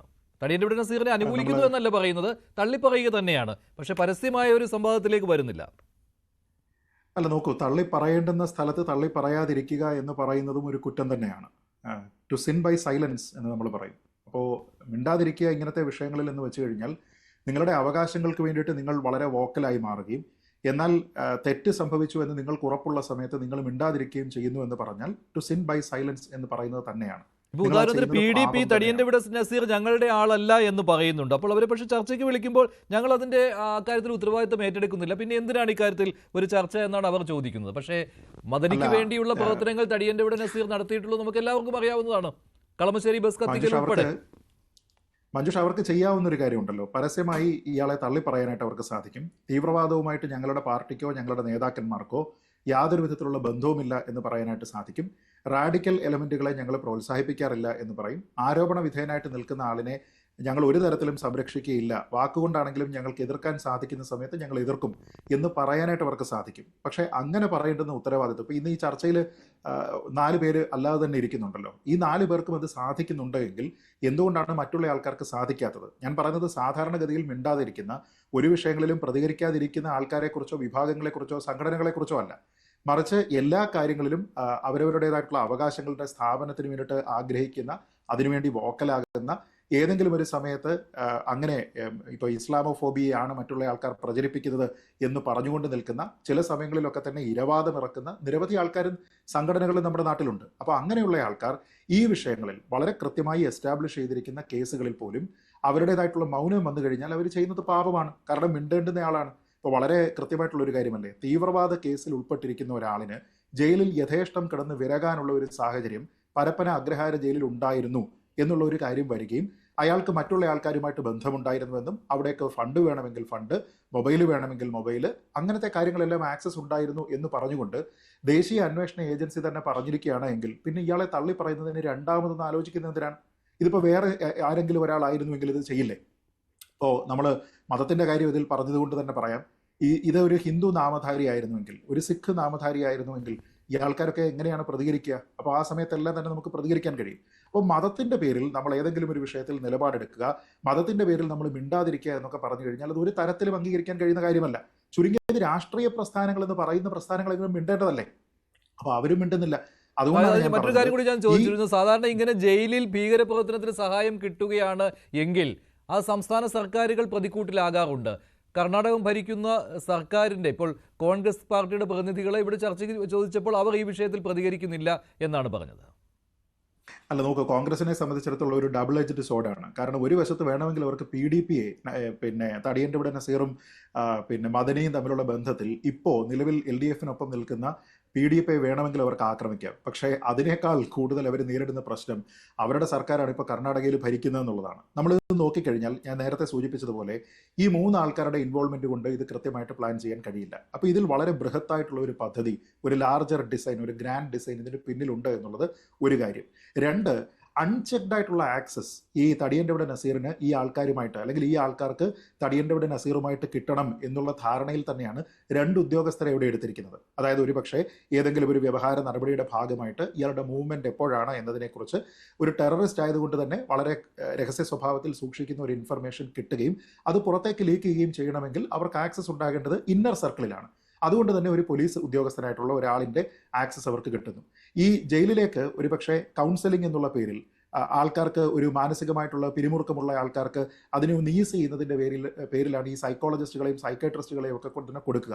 അപ്പോൾ അങ്ങനെയുള്ള ഒരാളിനെ കണ്ടെത്തി അയാൾ വഴി ഒരുപക്ഷെ അൺചെക്ഡ് ആയിട്ടുള്ള ഒരു ആക്സസ്, അയാൾ വഴി വേണമെങ്കിൽ കമ്മ്യൂണിക്കേഷൻസ് എത്തിക്കാം, മൊബൈൽ ഫോൺ വഴി മറ്റാൾക്കാരുമായിട്ട് കമ്മ്യൂണിക്കേറ്റ് ചെയ്യണമെങ്കിൽ അത് സാധിച്ചെടുക്കാം എന്നൊക്കെ ചിന്തിച്ച് ആൾക്കാരെ ഐഡന്റിഫൈ ചെയ്യണമെങ്കിൽ ഇത് ജയിലിൽ കിടക്കുന്ന ഒരാളിന് കഴിയില്ല. ഇയാളെക്കാൾ കൂടുതൽ സ്വാധീന ശക്തിയുള്ള, ഇയാളെക്കാൾ കൂടുതൽ ബുദ്ധിയുള്ള കുറേയധികം ആൾക്കാർ ഇവിടെ പുറത്തുള്ളത് കൊണ്ടാണ്. അതല്ല എങ്കിൽ ഈ അന്വേഷണത്തിന്റെ പരിധിയിൽ ഇപ്പോൾ ആരൊക്കെ ഇനി വരണം? അവിടെ ചെക്കിങ്ങിന്റെ ഭാഗമായി ഇത്രയും കാലം ചുമതലയുണ്ടായിരുന്ന ഉദ്യോഗസ്ഥർ വരണം, ജയിലിന്റെ മേധാവികളായിട്ടുള്ള ആൾക്കാർ വരണം. എന്തുകൊണ്ടാണ് ഇതിനെപ്പറ്റി ഈ സിവിലിയൻ ബന്ധത്തിനെ പറ്റി അന്വേഷിക്കേണ്ടതിന്റെ പ്രാധാന്യം നമ്മൾ ആലോചിച്ച് നോക്കൂ. ഇങ്ങനെ ഒരു ഹൈ സെക്യൂരിറ്റി പ്രസനിൽ കിടക്കുന്ന ഒരാളിന് പണം എത്തിക്കുകയാണ്. അപ്പോൾ അവിടെ ഒരു ജയിലാണ്, ഹൈ സെക്യൂരിറ്റി പ്രസനാണ് എങ്കിൽ അവിടെ CCTV സർവൈലൻസ് ഉണ്ടാകണം. അവിടേക്ക് വരുന്ന ആൾക്കാരുടെ കയ്യിൽ എന്തെങ്കിലും ഡിവൈസ് ഉണ്ടോ എന്നുള്ളത് ചെക്ക് ചെയ്യണം. അവർ ഈ വിസിറ്റേഴ്സുമായിട്ട് എന്തെങ്കിലും ഒരു കോൺവെർസേഷൻ ഉണ്ടാകുന്നുണ്ടെങ്കിൽ അത് മോണിറ്റർ ചെയ്യേണ്ടതായിട്ടുണ്ട്. പിന്നെ ഈ വന്നിരിക്കുന്ന സിവിലിയനായിട്ടുള്ള ഒരു സ്ത്രീ, ഒരു തീവ്രവാദ കേസിൽ ആരോപണ വിധേയനായിട്ടുള്ള മുങ്ങി നടക്കുന്ന ഒരാളിൻ്റെ അമ്മ, അങ്ങനെ ഒരാളിനെ തടിയൻ്റെ ഇവിടെ നസീറുമായി കമ്മ്യൂണിക്കേറ്റ് ചെയ്യാനായിട്ട് ഈ ജയിൽ അധികൃതർ അനുവദിക്കുന്നത് എന്തിനാണ്? ഇവർ തമ്മിൽ എന്താണ് ബന്ധം? എന്ത് തരത്തിലാണ് കമ്മ്യൂണിക്കേഷൻസ് നടക്കേണ്ടത്? അപ്പോൾ ഇതിനൊക്കെ കുറേ പ്രോട്ടോകോൾ ഉണ്ടാക്കി വെച്ചിട്ടുണ്ട്. ജയിലിൽ ഇത്തരത്തിലുള്ള തീവ്രവാദികളെ അല്ലെങ്കിൽ ഹൈ സെക്യൂരിറ്റി പ്രസനുകളിലുള്ള ആൾക്കാരെ നോക്കുന്നതുമായി ബന്ധപ്പെട്ട് മറ്റുള്ള ആൾക്കാരുമായിട്ട് ഇടപഴകാതിരിക്കാനായിട്ട് സെഗ്രിഗേറ്റ് ചെയ്യണം. അവർക്കൊരിക്കലും ഫോൺ ആക്സസ് കിട്ടാൻ പാടില്ല. പുറത്തു നിന്നുള്ള ഇവർക്ക് യാതൊരു വിധത്തിലുള്ള ബന്ധവുമില്ലാത്ത ആൾക്കാർ ഇവരെ ആക്സസ് ചെയ്യാൻ പാടില്ല. വളരെ ലിമിറ്റഡ് ആയിട്ടും വളരെ അനുവദിക്കുന്ന സമയത്തും മാത്രമേ അവർക്ക് അവരുടെ അഭിഭാഷകനോട് പോലും ബന്ധം സ്ഥാപിക്കാനായിട്ട് സാധിക്കുകയുള്ളൂ. ഇങ്ങനെ കുറേയധികം പ്രോട്ടോകോൾസ് ഉണ്ട്. അപ്പോൾ ഈ പ്രോട്ടോകോൾസിനെ മുഴുവനും കാറ്റിൽ പറത്തിക്കൊണ്ട് യഥേഷ്ടം ഇയാൾക്ക് ഞാൻ നേരത്തെ സൂചിപ്പിച്ചതുപോലെ ആ ജയിലിൽ കിടന്ന് വരുന്നതിനുള്ള അവസരം കിട്ടിയിട്ടുണ്ടെങ്കിൽ അതിന് പൊളിറ്റിക്കലായിട്ടുള്ള സ്വാധീനം അതിൽ ഉണ്ടായിട്ടുണ്ട്. ആ പൊളിറ്റിക്കലായിട്ടുള്ള സ്വാധീനം കൊണ്ട് തന്നെയാണ് ജയിലിൽ അൺചെക്ഡ് ആക്സസ് അയാൾക്ക് കിട്ടിയിരുന്നത് എന്ന കാര്യത്തിൽ ഒരു തർക്കവും ഉണ്ടാകേണ്ടതില്ല. അപ്പോൾ അതുകൊണ്ട് രാഷ്ട്രീയമായിട്ട് കോൺഗ്രസ്സുകാർക്ക് ബുദ്ധിമുട്ടുണ്ട്. കാരണം ഈ ചോദ്യം അവർ പ്രതീക്ഷിക്കുന്നുണ്ട്. ഈ നേരത്തെ സൂചിപ്പിച്ചിരിക്കുന്ന പോലെ PDPയുടെ ആൾക്കാർക്കാണെങ്കിലും മദനിയുമായിട്ടുള്ള ബന്ധം അവിടെ ഉണ്ട്. അതുകൊണ്ട് അതിനെ തള്ളിപ്പറയുന്നതിന് വേണ്ടിയിട്ട് അവർക്ക് ഒരുപക്ഷെ സാധിക്കുന്നില്ല. അവിടെയാണ് നമ്മൾ ഇത്തരത്തിലുള്ള ആൾക്കാരെല്ലാം പിന്നീട് വന്നിട്ട് ഇത് ഇസ്ലാമോഫോബിയാണ് എന്നൊക്കെ പറയുന്നത്. ഇത് ഇസ്ലാമോഫോബിയ അല്ല, ഇവിടെ ആൾക്കാർക്കുള്ള ഭയം തീവ്രവാദത്തിനെ കുറിച്ചാണ്. ഇപ്പം ഞാനീ പറയട്ടെ, ഈ വന്നിരിക്കുന്ന സൈക്കാട്രിസ്റ്റ്, അയാളുടെ പേര് കേട്ട് കഴിഞ്ഞാൽ ഒരു ഹിന്ദു ആണെന്ന് മനസ്സിലാവും. നാഗരാജു എന്നാണ് പേര്. ഇനി വേറെ എന്തെങ്കിലും മതമാണോ എന്ന് നമുക്കറിയില്ല. പക്ഷേ നിലവിൽ അയാൾ ഒരു ഹിന്ദു ആണ് എന്ന് കഴിഞ്ഞാൽ എനിക്ക് അയാളെ പറ്റി കേൾക്കുമ്പോൾ ഇസ്ലാമോഫോബിയ അല്ല, മനുഷ്യ പേടിയാണ് തോന്നുന്നത്. ആ പേടി വരുന്നതിന് കാരണം ഒരു ടെററിസ്റ്റ് അപ്പോളജിസ്റ്റ് എന്ന് പറയുന്നത് ടെററിസ്റ്റ് തന്നെയാണ് എന്നുള്ളതാണ്. ഇത് രണ്ടും തമ്മിലുള്ള അതിർവരമ്പെന്ന് പറഞ്ഞാൽ വളരെ നേർത്തതാണ്. നിങ്ങളൊരു ടെററിസ്റ്റ് അപ്പോളജിസ്റ്റ് ആണെങ്കിൽ, ഒരു തീവ്രവാദത്തിനെ സഹായിക്കുന്ന രീതിയിലത്തേക്കുള്ള നിലപാടെടുത്തിട്ടുണ്ടെങ്കിൽ you are no less than a terrorist. നിങ്ങളൊരു ഭീകരവാദിയാണ്, നിങ്ങളെ ഭയപ്പെടേണ്ടതുണ്ട്. നിങ്ങൾ ഈ സമൂഹത്തിൽ ഉണ്ടാക്കുന്നത് പ്രത്യക്ഷമായിട്ടോ പരോക്ഷമായിട്ടോ ഭീകരവാദം തന്നെയാണ്. അങ്ങനെയുള്ള ആൾക്കാരെ ഭയപ്പെടണം. അപ്പോൾ അതിൻ്റെ പേരിൽ അയാളുടെ ജാതിയോ മതമോ അയാൾ നാളെ ഏതെങ്കിലും ഒരു ബ്രാഹ്മണനോ ക്ഷത്രിയനോ എന്തെങ്കിലും ആണെങ്കിൽ അതിൻ്റെ പേരിലോ ഒന്നും അല്ല ഇവിടെ പ്രശ്നം ഉണ്ടാക്കേണ്ടത്.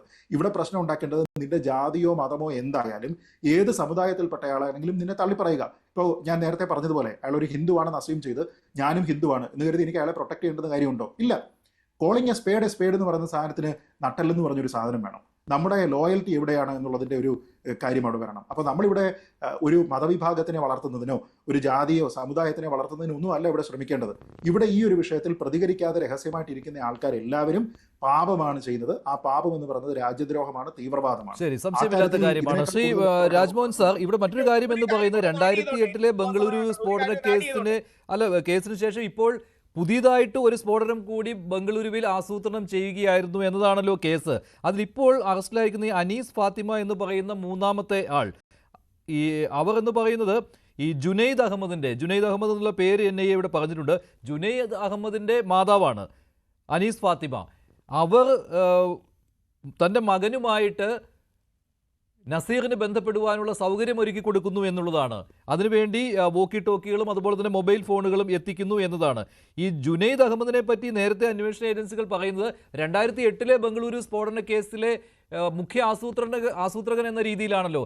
ഇതുവരെ NIAയുടെ പിടിയിൽ വന്നിട്ടില്ലല്ലോ, ഒരു ഏജൻസിയുടെയും പിടിയിൽ ജുനൈദ് അഹമ്മദ് വന്നിട്ടില്ലല്ലോ. അന്ന് കേട്ടിരുന്നത് വിദേശത്താണ് എന്നാണ്. അപ്പോൾ ജുനൈദ് അഹമ്മദ് ഇപ്പോഴും ആക്റ്റീവാണ്, നസീറുമായിട്ട് ബന്ധപ്പെടുന്നുണ്ട്, അതിന് പണം കൈമാറ്റം ചെയ്യുന്നതിന് വേണ്ടിയുള്ള കാര്യങ്ങൾ നടക്കുന്നു എന്നൊക്കെ NIAയുടെ കണ്ടെത്തൽ പറഞ്ഞിട്ടുണ്ട്. അതീവ ഗുരുതരമായ കാര്യമാണല്ലോ ഇത്. അതായത് 2008 ബംഗളൂരു സ്ഫോടന കേസിൽ ഇതുവരെ വിചാരണ പൂർത്തിയായിട്ടില്ല. ജയിലിൽ കിടന്ന് അതിലെ മുഖ്യ ആസൂത്രകനായ നസീർ അടുത്ത സ്ഫോടനത്തിന് ആസൂത്രണം നടത്തുന്നു എന്നല്ലേ ഇതിൽ നിന്ന് മനസ്സിലാക്കേണ്ടത്?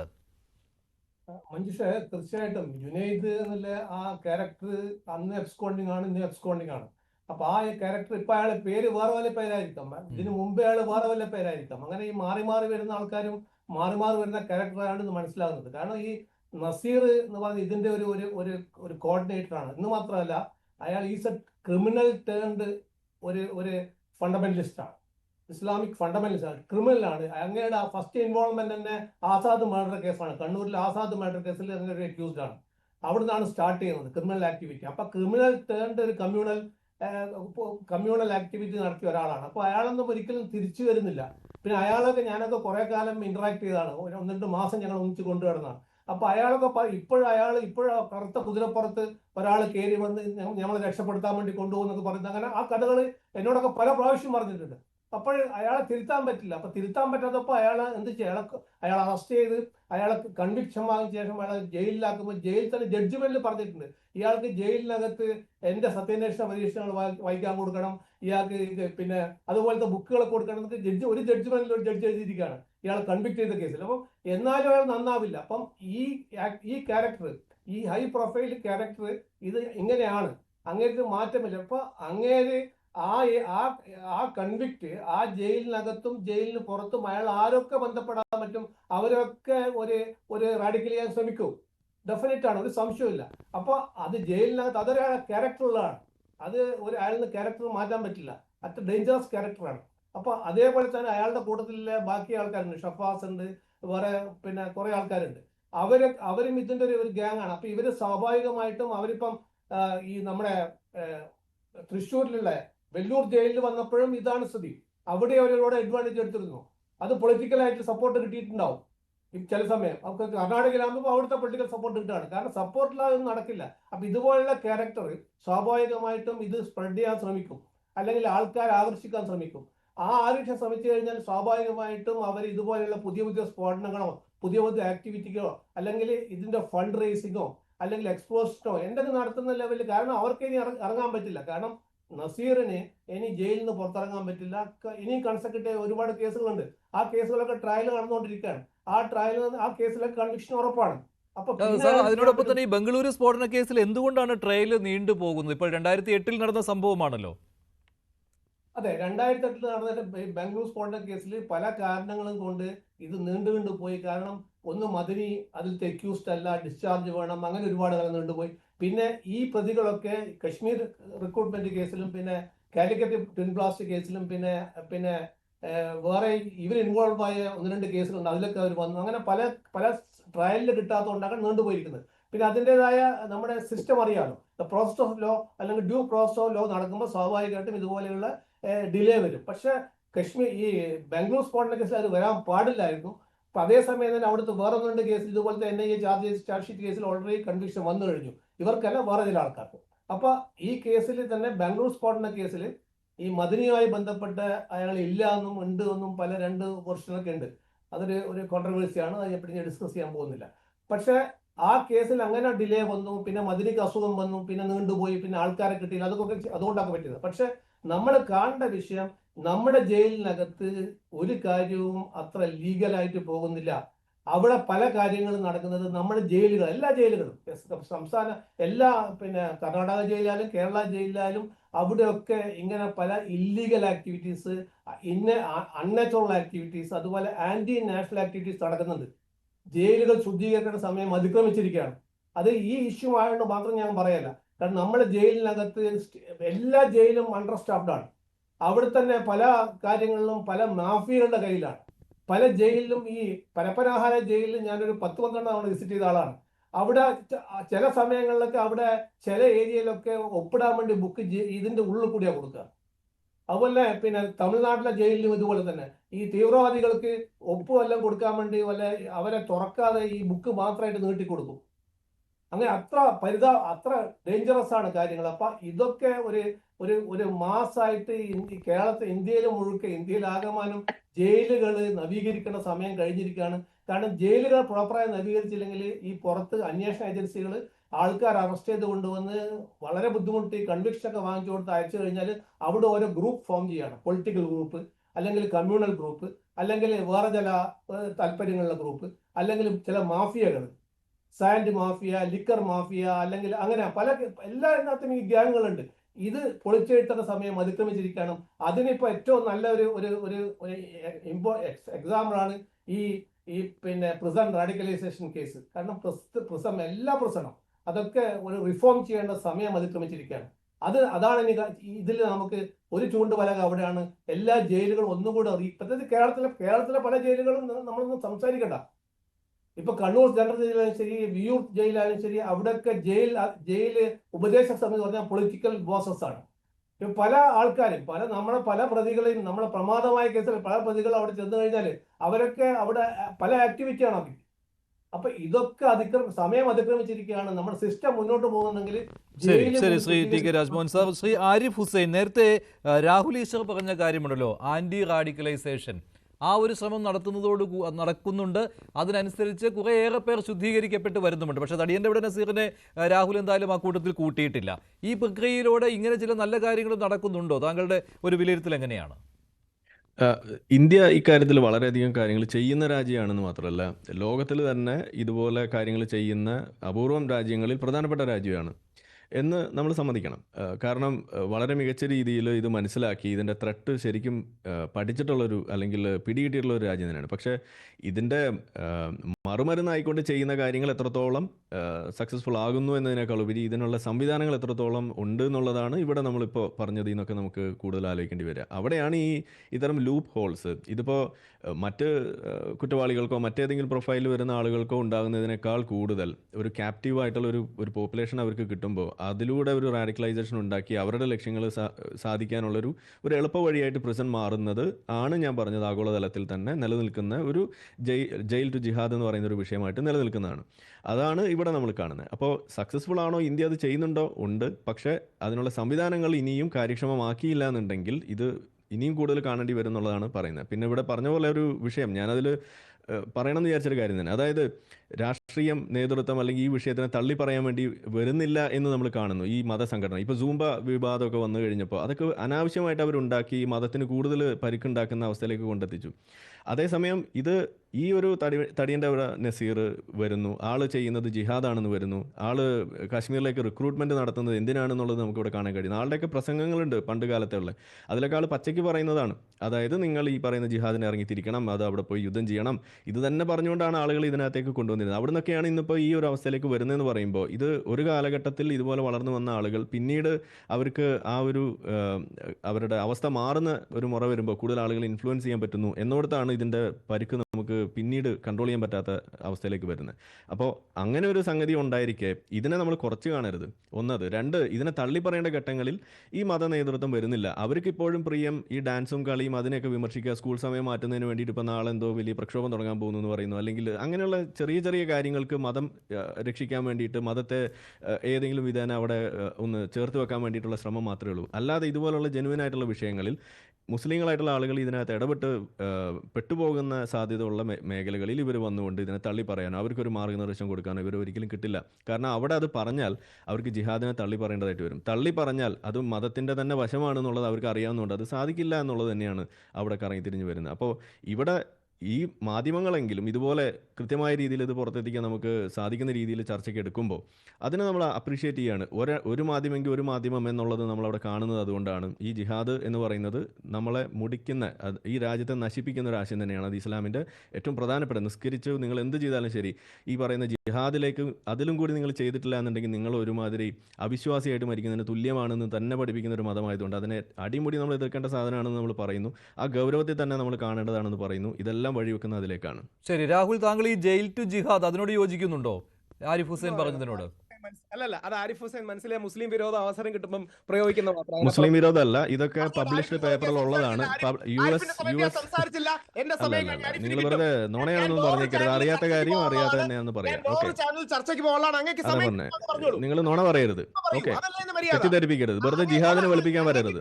പറഞ്ഞോളൂ, അങ്ങേക്ക് ജിഹാദിനെ വെളുപ്പിക്കാൻ വരരുത്. ഓക്കെ, സമയം കിട്ടുമ്പോൾ പറയൂ. ഞാൻ ജിഹാദിനെ വെളുപ്പിക്കരുത്, സമ്മതിക്കില്ല. ചർച്ചയ്ക്ക് ലൈവ് കയറാതെ ഇവിടെ ഇരിക്കുകയാണ് ഇതിന് മറുപടി പറയാൻ. അതുകൊണ്ട് എന്റെ സമയത്ത് ഞാൻ പറയുന്ന അങ്ങ് കേൾക്കാനുള്ള ബാധ്യത എല്ലാവർക്കും ഉണ്ട്. ജിഹാദിനെ വെളുപ്പിച്ചാൽ സമ്മതിക്കില്ല. മഞ്ജുഷേ, അത് മര്യാദ അറിയാം, അത് ചെയ്യിക്കരുത്. അതുകൊണ്ട് ജിഹാദ് എന്നൊക്കെ പറയുന്നത് തരാതരം അവസരത്തിൽ ഒരു ഇസ്ലാമോഫോബിയെ കുത്തിക്കേറ്റ ഒരു അവസരം കിട്ടിയോണ്ട് ചെയ്യുന്നതാണ്. അതിന് വലിയ പ്രസക്തിയൊന്നുമില്ല. അതിന് പ്രസക്തി ഇല്ലെന്ന് പറയാൻ ഇന്ത്യയുടെ ആദ്യ IB ചീഫ്, മുസ്ലിം IB ചീഫായിരുന്ന വ്യക്തി, ഇന്ത്യയുടെ അതായത് ഭാരതത്തിന്റെ ഡീറാഡിക്കലൈസേഷൻ സ്ട്രാറ്റജി പ്ലാൻ ചെയ്ത നരേന്ദ്രമോദിയുടെ ഏറ്റവും അടുത്ത സുഹൃത്തുക്കളൊന്നായ സയ്യിദ് ആസിഫ് ഇബ്രാഹിം പറയുന്നത് എന്താ അറിയാമോ? ഈ ഡീറാഡിക്കലൈസേഷന്റെ ഏറ്റവും നല്ല വഴി നല്ല മതപഠനം കൊടുക്കുകയാണെന്നുള്ളതാണ്. മുസ്ലിം കമ്മ്യൂണിറ്റിയിലെ നല്ല ലീഡേഴ്സിനെ വെച്ച് ജയിലുകൾക്കുള്ളിൽ നല്ല മതപഠനം കൊടുക്കുകയാണ് ഐസിസിനെ കൗണ്ടർ ചെയ്യാനുള്ള ഏറ്റവും വലിയ വഴി. പറയുന്ന ആരാണ്? ഇന്ത്യയുടെ ഔദ്യോഗികമായ മോദി സർക്കാരിന്റെ ഡീറാഡിക്കലൈസേഷൻ നല്ല പഠനം നടത്താൻ വേണ്ടി വന്ന ചേകന്നൂർ മണ്ണിന്റെ അടിയിലാണ്. ബാക്കി ആരും ആരുടെ സംസാരിക്കുന്നില്ലല്ലോ. അപ്പൊ അതുകൊണ്ട് യഥാർത്ഥത്തിൽ നമ്മൾ ചെയ്യേണ്ടത് എന്താ? നേരത്തെ ശ്രീജിത്ത് പണിക്കർജി പറഞ്ഞ കാര്യത്തിനോട് സ്പിരിറ്റിനോട് യോജിക്കുന്നു. പക്ഷേ അതിന് ന്യൂവാൻസസ് ഉണ്ട്. അതായത് നമ്മുടെ മുസ്ലിം കമ്മ്യൂണിറ്റി ആക്റ്റീവ്ലി ഇതിനെ തള്ളിപ്പറയണം. പക്ഷേ പലപ്പോഴും മുസ്ലിം കമ്മ്യൂണിറ്റി പറയുന്നത് എന്താ അറിയാമോ? ഞങ്ങൾക്ക് ഇതുമായിട്ട് ആക്റ്റീവായ യാതൊരു ബന്ധവുമില്ല, അതുകൊണ്ട് ഞങ്ങൾ എന്തിനാണ് ഇത് തള്ളിപ്പറയുന്നത് എന്നുള്ളതാണ്. പക്ഷേ എനിക്ക് അവരോടുള്ള അഭ്യർത്ഥന, ഞാൻ അതിനെക്കുറിച്ച് തന്നെ വീഡിയോ ചെയ്തിട്ടുണ്ട്. അങ്ങനെ ആര് പറഞ്ഞു? തള്ളിപ്പറയാൻ കഴിയണം. ഞാൻ അങ്ങനെ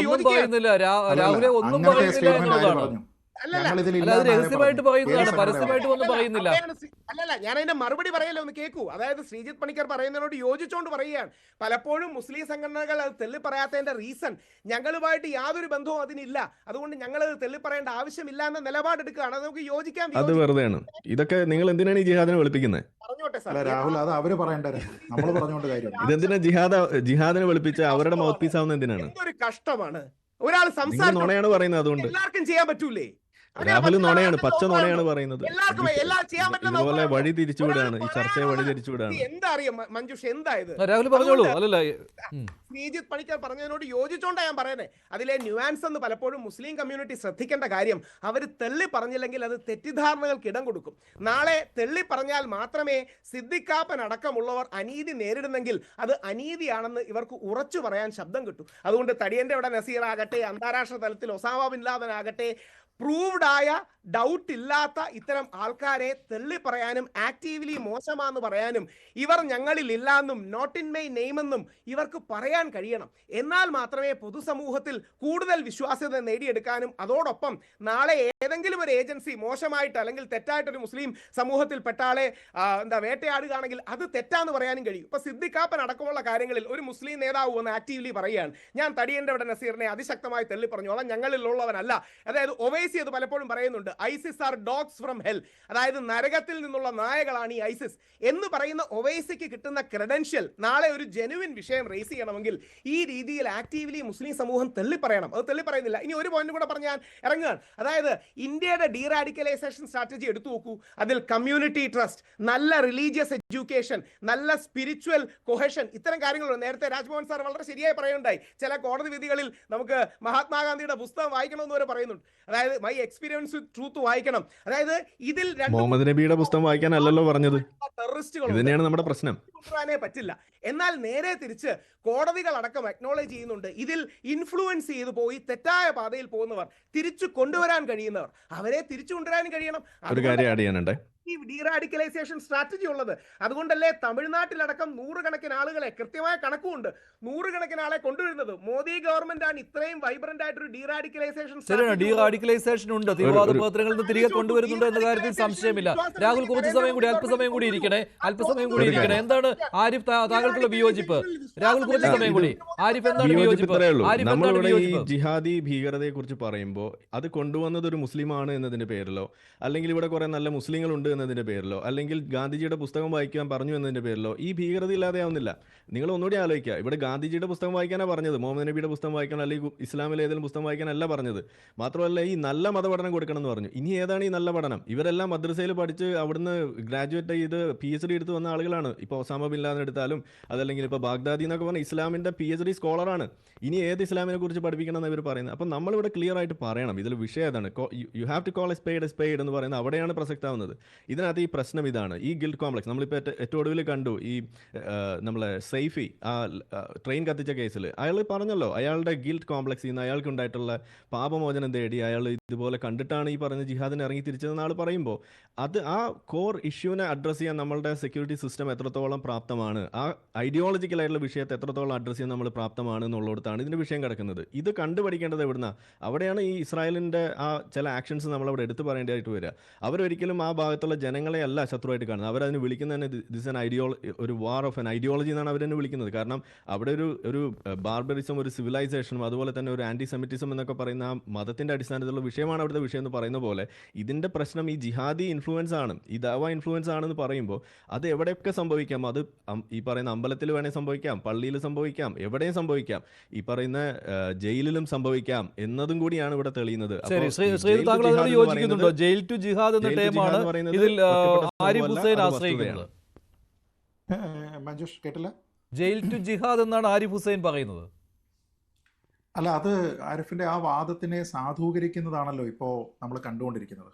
കാരണം ഒരു ഹൈ സെക്യൂരിറ്റി പ്രിസണർ, അയാൾക്ക് ജയിലിൽ കിടന്നുകൊണ്ട്, അതും ബാംഗ്ലൂർ പരപ്പന അഗ്രഹാര ജയിൽ പോലെയുള്ള ഒരു സ്ഥലത്ത് കിടന്നുകൊണ്ട് അയാൾക്ക് മറ്റുള്ള ആൾക്കാരെ സ്വാധീനിക്കുന്നതിനും അതിനു വേണ്ടിയിട്ട് സംവിധാനത്തിനെ പ്രയോജനപ്പെടുത്തുന്നതിനും അതിനുവേണ്ടി വളരെ ടൈൻറ്റഡ് ആയിട്ടുള്ള ക്യാരക്ടറുള്ള അബ്സ്കോണ്ടിങ് ആയിട്ടുള്ള ഒരു വ്യക്തിയുടെ മാതാവിനെ പോലും ഉപയോഗിക്കുന്നതിനുമൊക്കെ അയാൾക്ക് സാധിക്കുന്നുണ്ടെങ്കിൽ അവിടെ നടന്നിരിക്കുന്നത് ജയിൽ ടു ജിഹാദ് തന്നെയാണ്. അക്കാര്യത്തിൽ യാതൊരു വിധത്തിലുള്ള തർക്കവുമില്ല.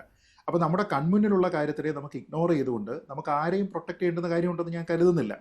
ഇപ്പോൾ ശ്രീ രാഹുൽ ഈശ്വർ ഇവിടെ പറഞ്ഞിരിക്കുന്ന ഒരു കാര്യം, പല ഇസ്ലാമിക സംഘടനകളും ഇതിനെ തള്ളിപ്പറയാത്തതിൻ്റെ കാരണം ഇത് ഞങ്ങളിതിലില്ലാത്തത് കൊണ്ടാണ്, ഇത് ഞങ്ങളെ ബാധിക്കുന്നതല്ല എന്നതുകൊണ്ടാണ്. അപ്പോൾ അങ്ങനെ ആണെങ്കിൽ ഹമാസിൽ നിങ്ങളുണ്ടോ? ഇല്ലല്ലോ. പക്ഷെ നിങ്ങൾക്ക് ഹമാസിൻ്റെ വിഷയത്തിൽ ഒരു പൊസിഷൻ ഉണ്ടല്ലോ, അല്ലേ? പാലസ്തീനിൽ നിങ്ങളുണ്ടോ? ഇല്ല. പക്ഷെ പാലസ്തീനെക്കുറിച്ച് നിങ്ങൾക്കൊരു പൊസിഷനുണ്ട്. അപ്പോൾ ഇവിടെ എന്തുകൊണ്ടാണ് നിങ്ങൾക്ക് പൊസിഷൻ ഇല്ലാതിരിക്കുന്നത് എന്നുള്ളതാണ് ചോദ്യം. ഞാൻ പറഞ്ഞത്, ഈ നാട്ടിലുള്ള എല്ലാ കാര്യത്തിനെ പറ്റിയും അഭിപ്രായം പറയുന്ന നിരവധി സംഘടനകളുണ്ട്. അങ്ങനെയുള്ള സംഘടനകൾ എന്തുകൊണ്ട് ഈ വിഷയത്തിൽ ഒരു പൊസിഷൻ എടുക്കുന്നില്ല എന്നുള്ളതാണ് ചോദ്യം. പിന്നെ രാഹുൽ ഈശ്വർ പറയുന്ന ആ ഒരു വാദത്തിനെ നമ്മൾ മുഖവിലേക്ക് എടുക്കുന്നു എന്ന് കരുതിക്കോളൂ. അതായത് ഞങ്ങൾ ഇതിലില്ലാത്തത് കൊണ്ടാണ് ഞങ്ങൾ ഇതിനെക്കുറിച്ച് പറയാത്തത് എന്നുള്ളതാണ് ഈ സംഘടനകൾ പറയുന്നത്. ഏത് സംഘടനയാണ് പറഞ്ഞത്? ഞാൻ കേട്ടിട്ടില്ല. നമ്മുടെ നാട്ടിലെ ഏതെങ്കിലും ഈ മറ്റു പല വിഷയങ്ങളിലും അഭിപ്രായം പറയുന്ന ഏതെങ്കിലും ഒരു മതസംഘടന ഈ വിഷയത്തിൽ ഞങ്ങൾ അതിലില്ല, അതുകൊണ്ടാണ് ഞങ്ങൾ ഇതിനെപ്പറ്റി അഭിപ്രായം പറയാത്തത്, ഇനി ഇങ്ങനെയുള്ള ആൾക്കാരെ ഒന്നും ഞങ്ങൾ ഉൾക്കൊള്ളുന്നില്ല, അവർ തള്ളി പറയുകയാണ് എന്ന് എന്തുകൊണ്ടാണ് പറയാത്തത്? അങ്ങനെ ആരും പറഞ്ഞതായിട്ട് ഞാൻ ശ്രദ്ധിച്ചിട്ടില്ല. രാഹുൽ ഈശ്വർ കണ്ടിട്ടുണ്ടോ എന്ന് എനിക്കറിയില്ല. മഞ്ജുഷ് കണ്ടിട്ടുണ്ടെങ്കിൽ പറയാം. അങ്ങനെ ഒരു നിലപാട് എടുക്കുന്നില്ല, പരസ്യമായിട്ട് അങ്ങനെ ഒരു നിലപാട് എടുക്കുന്നില്ല. നന്ദി. ഞാൻ തീവ്രവാദികൾക്ക് മയ്യത്ത് നിസ്കരിച്ചിട്ടുണ്ട് ഇവിടെ. എക്സാക്ട്ലി അങ്ങനെയുള്ള മയ്യത്ത് നിസ്കാരം ഉൾപ്പെടെയുള്ള കാര്യങ്ങൾ നടന്നിട്ടുണ്ട് ഇവിടെ. അപ്പോൾ ആ സമയത്ത് നല്ല മതപഠനം നൽകണമെന്നത് ഡീറാഡിക്കലൈസേഷൻ്റെ ഒരു ഭാഗമായിട്ടാണ് ഉപയോഗിക്കുന്നത് എങ്കിൽ അതിൻ്റെ അർത്ഥം എന്താ? അല്ലാതെ അവർക്ക് കിട്ടുന്ന മതപഠനം മോശമാണെന്നല്ലേ ഇതിനർത്ഥം. ആ മതപഠനം ആരാ കൊടുക്കുന്നത്? എവിടെ നിന്നാണ് അത് തുടങ്ങുന്നത്? എത്ര കാലമാണ് അത് നടത്തുന്നത്? അപ്പൊ അതിന് പ്രശ്നമുണ്ടെന്നുണ്ടെങ്കിൽ ഇതിന്റെ ശരി ശരി ശരി ശ്രീ, ഞാൻ അവസാനിപ്പിക്കുകയാണ്, സമയം കഴിഞ്ഞു. അതുകൊണ്ടാണ് നന്ദി ശ്രീ ടി.കെ. രാജ്മോഹൻ, ശ്രീ ശ്രീജിത്ത് പണിക്കർ, ശ്രീ ആരിഫ് ഹുസൈൻ, ശ്രീ രാഹുൽ ഈശ്വർ. ഇന്നത്തെ ചോദ്യം ഇതായിരുന്നു: തടിയന്റെ ഇവിടെ നസീർ മത തീവ്രവാദത്തിന്റെ മുഖ്യ കണ്ണിയോ? അതേ എന്ന് 86% പ്രേക്ഷകർ, അല്ല എന്ന് 11%. ഡിബേറ്റ് അവസാനിക്കുന്നു. നന്ദി, നമസ്കാരം.